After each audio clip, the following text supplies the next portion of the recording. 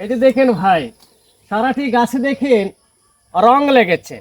আমরা যদি একটু কাছ থেকে দেখি, এই যে দেখেন এই গাছটাতে প্রচুর পরিমাণে মুকুল আসছিল। তবে আমরা মুকুল রাখিনি, খাবার দিয়ে দিছি, কারণ আমও কয়েকটা আসছিল, পরে গিয়েছে।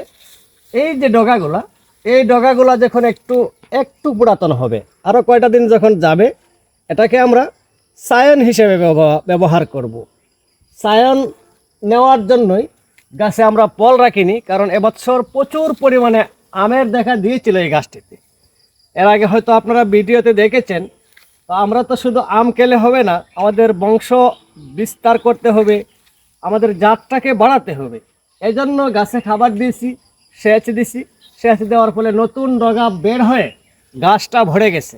আমরা এখান থেকে সায়ান সংগ্রহ করে আপনাদের জন্যই আবারও গাছ তৈরি করব। ভালো থাকবেন, আল্লাহ হাফেজ।